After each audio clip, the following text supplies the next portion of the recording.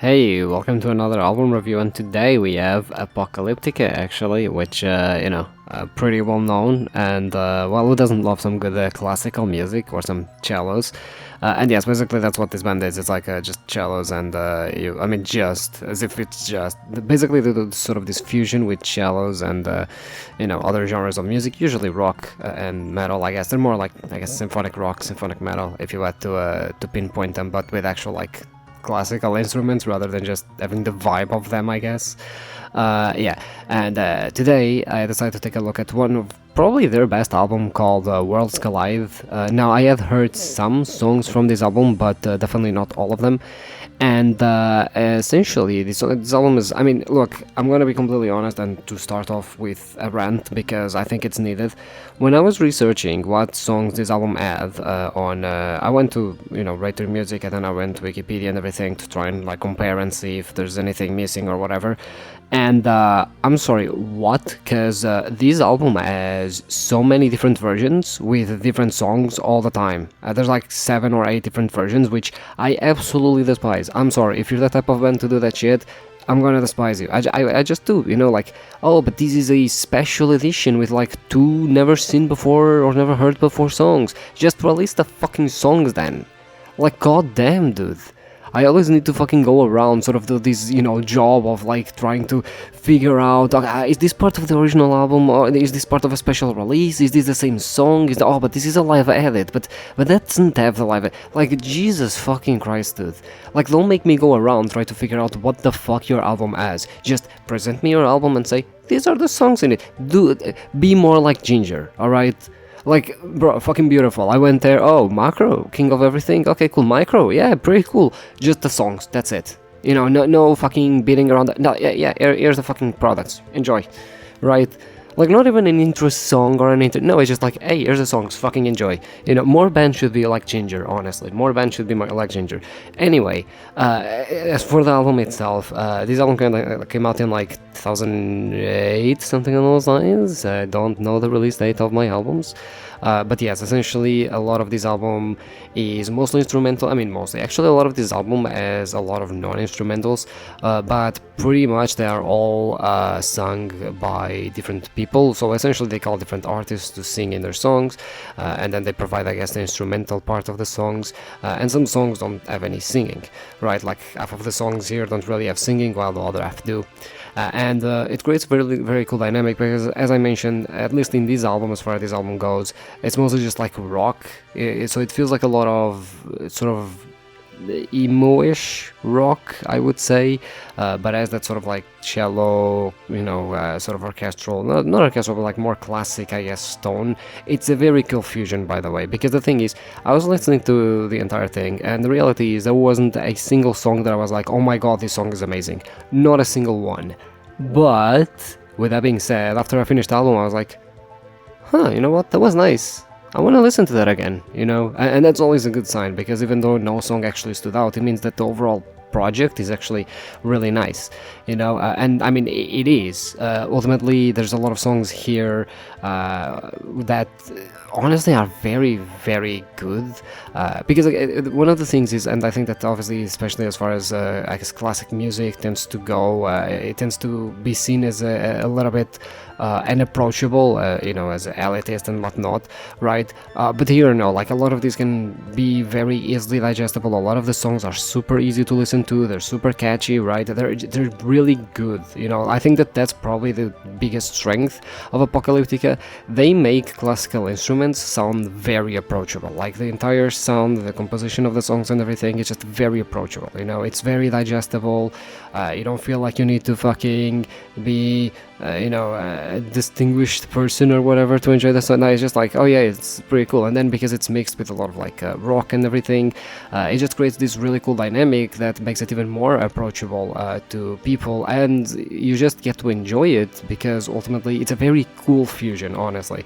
Like, fusions are hard to make because oftentimes trying to join two things that don't belong together, it's very hard, right? Because it makes them feel very weird and, makes it sound very, I guess, kind of like they don't belong. They don't quite connect together. It's like two good independent things, but then it's like it's sort of like in cooking when you have two ingredients that taste really good. But then you put them together and you're like, I don't know if this is gonna work. It's like, oh, chocolate, really good. Oh, butter, really good. But then you mix them and you're like, it's not the best, honestly. I'd prefer them separate, right?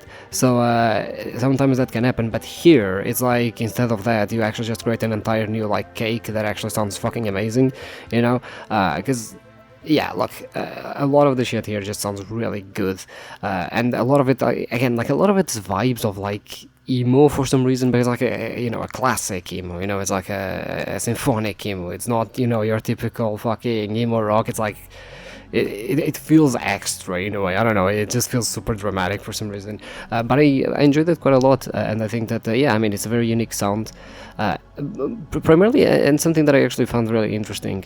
There's a song called Elden, which is a cover actually of David Bowie's Heroes, and thank fuck that I actually went and researched this song, because I had heard this song before and I was like, god damn it, this melody sounds very familiar, but it's from a song that I never heard before, right? Plot twist, I did hear the song from David Bowie before, but I didn't know it was that. I must have heard it on like the radio or something, but that melody, because there's a melody on the background of the song, it's called Heroes, or Alden, because I think that there was also a German version release, because it was about two lovers in the Berlin Wall, or separated by the Berlin Wall or whatever. I didn't read too much into it, but I think that's what I grasped from it. And the melody had been stuck in my head for years. So I was listening to this cover and I was like, I know that song, so I went on like fucking Write Your Music or whatever. I didn't find anything. And then I went to Wikipedia and I was like, oh, this is the fucking cover from David Bowie. Okay, let me listen to that song. And I was like, oh, wait, this is a fucking melody I remember. Now I know where it's from. So yeah, I expect a David Bowie cover of an album soon, probably, but yeah, I'm honestly, who knew? Fucking absolute coincidence, right? Absolute coincidence. Another thing that I found very interesting was I'm just chilling, and then, oh yeah, song featuring Corey Taylor. If you don't know Corey Taylor, very famous singer, mostly famous for his work in Stone Sour, or Slipknot, because no one actually gives a shit about Stone Sour, I'm sorry, but yes, fucking singer from Slipknot, and then he's just like, oh, what is he doing here? And that's, I think, the power of Apocalyptica. It's, you have cool songs, but they also surprise you a lot, like they have this ability to surprise you. Also, and this is actually not on the YouTube name thing, but I know it's him.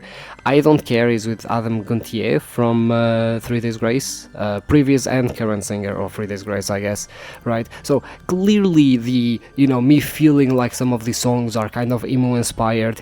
Yeah, probably there's a reason for that. When you have singers from emo bands, there's probably a reason as to why it feels fucking emo inspired. But yes, it's overall very dramatic. Honestly, I was also really impressed with the amount of energy the songs have. Again, classical music, very well known for either being these grandiose, symphonic pieces, or they're very calm, very slow. Not here. Here is just very energetic, but again, it feels smaller than entire symphonic orchestral pieces, right? Again, I found it amazing how approachable the album is. I cannot underline that a lot.